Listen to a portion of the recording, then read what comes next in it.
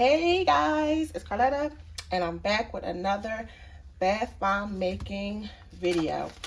So today we're not doing cookie cutter bath bombs. We are doing our donut bath bomb with this donut bath bomb mini press that I got.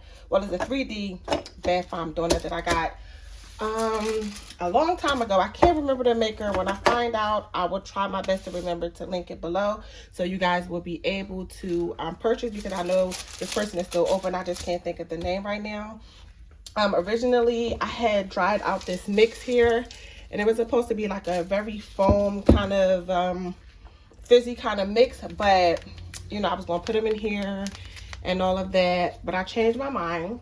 Even though this packaging is super cute, look at the holographic lighting effect on there. It's really cool, but I want to keep this little pretty for myself, and I wanted to add like a luxurious kind of bath bomb donuts. Like all of my bath bombs are basically, you know, looking like you can, like your favorite dessert, or you can eat them, but I wanted to switch it up a bit, and I figured since I had this extra mix left over, I would try to add another fizzy mix to it and try to put it all together. So I don't know how this might, you know, come out, guys, but that's what I'm gonna try to achieve, because y'all, at the end of the day, I'm telling y'all, I am getting so tired of SLSA and all these fumes that's accumulating, you know, with these masks. It just still gets in your throat. And it's really getting on my nerves. So I'm trying to create a bubbly kind of salt mix for my bath bombs, or just a bubbly baking soda mix, so that I don't have to use SLSA, even though I know I probably can't get away from it, but that's the goal here. But in the meantime, this is actually just dried up citric acid, baking soda, and I do have cocoa betaine in here, so it does have a bubbly kind of effect. So I just said, well, let me try it out and see what's the worst that can happen, right? So like I said, I have my 3D bath bomb mold here. I have my extra mix, and I'm just going to take this. This is just baking soda and citric acid. I think I got 4 cups of baking soda in here, and then 2 cups of citric acid. I'm just going to empty it in this bowl here. And like I said, guys, this is a new thing that I'm trying out, because I ran out of SLSA anyway. So I'm just going to try this out. Hope you guys can see me. And this mix is very powdery. Woo! Let's get my other bowl, because this is too big. And I'm going to just empty it in here so you guys can be able to see me. Mix it up. I also have some pink Himalayan sea salts in here, and like a green coloring, which I'm going to add more green liquid dye to it. Actually is a sea foam kind of coloring, but it's like a green. Add that in there. Let me bring this closer so y'all can see the mix. And then I'm gonna just, you know, move this together a little bit, and then I'm gonna get my hands right in there, just cover up all the fizzy part of it, and then I just go in with my hand. Like we talked about, y'all know how liquid dyes are. They're very water-based, so they tend to give off a very wet kind of texture to your bath bomb, as if you've already added water or alcohol to your mix. And let me not forget, I also have dried rose petals in here as well. I think I have a little bit of goat's milk as well, because I didn't have any regular powdered milk. Hold on, guys, I gotta grab some more flowers. So, okay, I'm back. Sorry, guys. Sorry. So I buy these rosebuds from a local herb store here, and I just sprinkle them in. You can tell how much you need. You just want that color to show in, because you know that's kind of like the design of the bath bomb. Like, even though it's a donut, it still can be kind of sexy, you know. And believe it or not, some people in different countries, they add dry flowers to their desserts and things like that. So I wouldn't be too far off. Now, I did have the alcohol, but y'all know what? It looks like I'm not even going to need it because this mix is performing very well. So we can just go ahead on and get ready to get started. So I have a little piece of parchment paper that I'm going to be using. Put that down. I swear, it's a mess. Okay, so you got your 3D mold here. You take, well, it comes with two parts. You take one part, put it on the bottom, like so, and then you just start adding your mix in. And I don't know if I should add in some more liquid or what, but we're gonna try it out and see what happens. So I take like a clump full and I add it right on there. Not too, I mean, I would say you can put it a little high, but it depends on how big you want your rim around your donut. You know, some people like that style, like I'm gonna show you. Pack this up, put your other piece on, press it down, and you slide it up. So what you have, see, that's gonna be a very big rim. Now just clean the sides off here. I hope y'all can see me good. And I just open it up like so. So I think I may stick to, what are you doing there? The big rim. See, that's a nice little thick rim. That's what I think I'm gonna do. I don't think I'm gonna use the thin rim method today. I think I'm gonna use the thicker one because it looks really cute. So I'm going to add in some 91% alcohol. See if I can get this party started, because I can see that it needs a little bit more binding from the first one I just did. And I hope it works, y'all. I don't even know if it's going to work, but we going to see.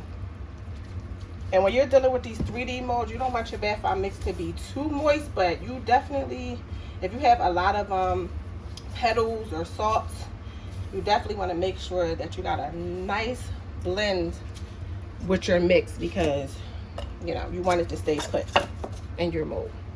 So we're gonna start again. Add some in here, and it may not stick, y'all. I don't know. I have a ton of stuff mixed in around here.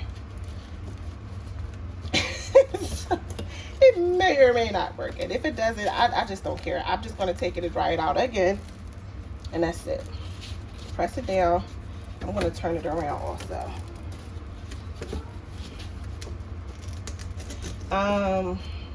Slide it out. Make sure it's got that burger around it, is what I call it, that burger rim. And usually I would take well, when I first started making these, I would take like a metal straw and just do all this funny stuff, sticking it in there, trying to get it out. Let me tell y'all. All those years of doing that, I could have just took this out, okay, pull this out, and then just kind of poke it out. Once it dry, you can poke that piece right on out. But this is how they're coming out. Set that to the side, and then you just keep going. 3D molds are really fun to use. They're not so fun to use if you're if you have hand problems and things like that. It's just, it will not be good for you, because it takes a lot of pressure to push them down. So you want to be mindful of that. All right, so I'm gonna mix this around a little bit more better, because my first one is a little wet. So put it in, and that's it. That's all we doing. And I had got these pink sea salts from like the herb store as well. They sell like a bag of them, and it's better, you get a more natural pink Himalayan sea salt, or some people buy them from a regular store. It's totally up to you. I'm not big time or nothing because I'm buying them from the herb store. I just so happen to have a very reasonable herb store where I live here, and you know, that's where I go. But don't be intimidated by it, honey. Just know wherever you get it from, and it's you know, you have to put the ingredients down from the back of your, on the back of your product, you know, for your labels, and that's it. You should be good to go. So you take it off, see? And what I want to do, make sure you see that look a little suspect back there. Look like it's trying to crack on you, girl. We'll see. But they should dry pretty fast. I am going to actually turn my fan on my stove when I'm done with you guys. So I can be able to dry them a little bit. That last one, bottom look a little iffy, if you know what I'm saying. So anyway, basically, that's all you do. I'm only making a few of these. But I'm going to do a little a little drizzle in there. And don't y'all laugh at me, because I know the last time I said that about my cocoa butter, it didn't turn out right and things got real hectic real quick. But at least I know with this one I won't have to worry about it, because it's pretty set. I won't have to I'm not making any signs or any suns or arrows on it. It's pretty basic. It's just going to be a light drizzle on them to let them dry. And you know, that's it. Let me see. Let me make sure it's cleaned off. See, my hand done got sticky and everything. This is such a sticky mix. Here we go. I don't even want to put it on my hand because it's so sticky. You see my gloves? That's because I got oils and everything else going on. So let me rinse that real quick. Oh, it's foaming real nice, y'all. I'm gonna have to show y'all when I get done. All right, wipe my hands off. So I hope everybody's having a very good week. I'm having an okay week. I'm kind of tired, but you know, I'm just trying to get my views up, trying to get some more subscribers. And guys, look, y'all gotta subscribe. Y'all want me to make these videos and all of that. A lot of you guys, my wonderful, wonderful fans, been asking for these videos. You guys miss me so much. Listen, y'all gotta subscribe and put that bell button on, so you know when I make a new video, you get alerted and all that fun stuff. You know, because I enjoy making the videos for y'all, but as we know, the support goes both ways. And plus, I want to do like a giveaway. Like, I want to make something, and then I want to be able to do a giveaway, you know, so you guys can enjoy some of these things that you see me make. I want to see if you guys can make them and see what it's looking like. See if you guys are paying attention and just having fun. I want to see. So this is going to be my last one for now, because remember guys, I'm trying this out, see how it works, and if it works, it works. And the good thing about it is, once it works, you know, you don't have to make a lot of product, especially when you're doing your videos for your Etsy shop or whatever shop you have. You ain't even got to do all of that. You make a few of them, you know, test them out, see how you like them, and if it works, if these ones didn't work for you, still have the pictures, you can use them for photo ops and things like that. I've been doing it for years, okay, and nobody knows the difference. So we'll take it, let it go, press that down, turn it around, and this is a smaller one. That baby will be for me, and that's it. And the fun part comes when you gotta clean your mess up, and that's it. But it's a pretty easy recipe. I mean, considering it's kind of a two-part recipe. I did 2 parts baking soda, 1 part citric acid. I did half a cup of pink Himalayan sea salt, and I did about maybe 2 handfuls of dried rose petals. And my sea salts were already scented, so I didn't have to add a scent in. So, you know, but that's totally up to you. You can add a scent, just, you know, do your own calculations. Here we go. These donuts here. And people want to know, why do I cover all of this stuff up? Let me tell y'all, because I have to clean up this stove, and I don't want none of this powders getting into my plugs and all of that stuff. So I try to keep my backing covered because I have enough to clean up. Okay, so basically this is where we are. And remember, guys, whenever you're doing rose petals or you're adding any type of heavy petals or anything that's dry to your mix, it can crack around the rose petals, which I love that look. But you just want to be careful, because you know sometimes it can make a crack through your bath bomb. You don't want that. But for the most part, they pretty much they stay where they're supposed to stay. This one's a little bit wetter, and you can see, like here, the rose petal is cracking. And it's super wet too. That was one of the ones I made for my first mix. And here's the bottom. And you can pretty much poke out that, once it's dry, you can poke out the mix.